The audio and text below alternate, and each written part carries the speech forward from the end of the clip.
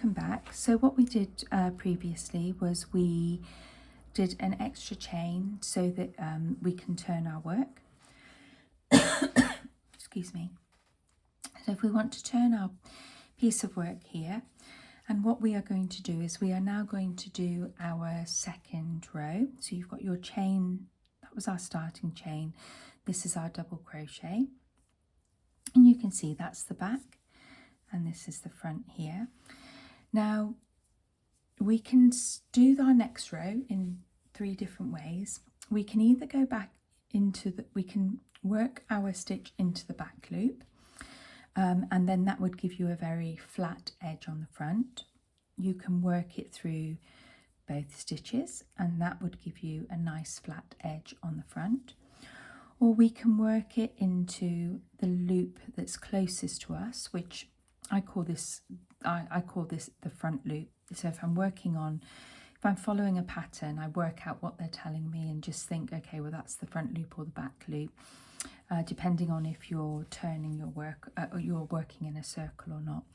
So because this is the loop that is closest to me, let's do our stitch into our front loop, because then that will give us a nice little ribbon effect as we finish that row. Okay, so we're going to carry on with a double crochet.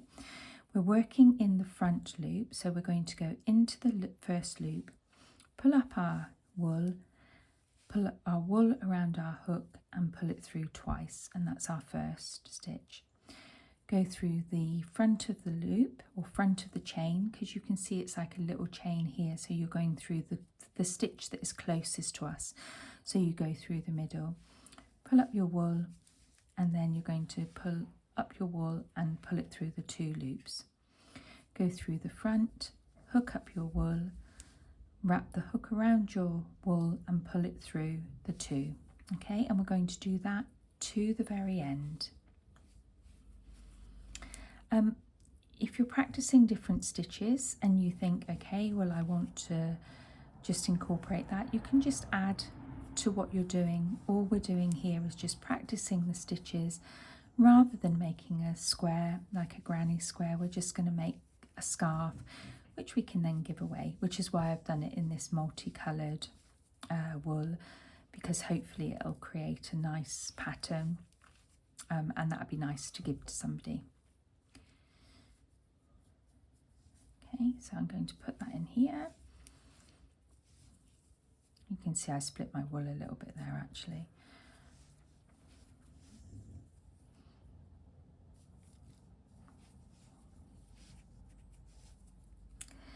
And if we think about what we're going to do next time, I think what I will probably do, we could carry on with this and do a double crochet, but let's try and do a half treble.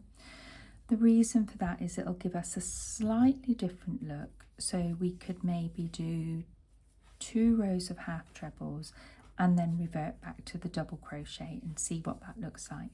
Okay.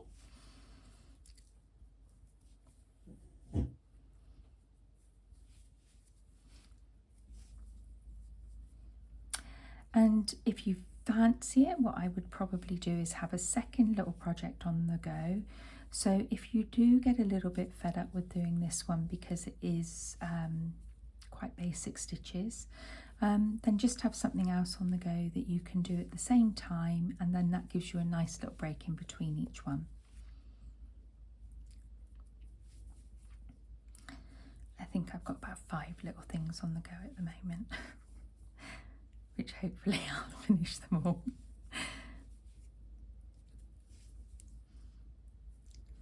Okay, so we're just going to do this. And you can see I'm coming to the end of my row again. So what I'm going to do is, if we're thinking about doing a half treble next time, then I'm going to do 2 chain at the end for my turn.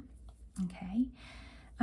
We could just do another row of double crochet, and if you do, that would just be a single chain and turn. Okay, but we'll do a half a treble and see how that goes, and alternate between the 2 stitches, because then it keeps you a little bit more engaged with the piece because you're getting variety, and it just makes it a bit more interesting. Okay, so you can see from this it's creating a nice little pattern. I've got this really nice little ribbony effect here, and the scarf itself is just quite pretty. So if we put tassels on it, you can always add like little flowers or things like that if you wanted to as well. So I hope yours has worked out well. Join me again for the next video when we'll do a half treble. Happy crafting, enjoy, and I'll see you next time. Thank you for watching.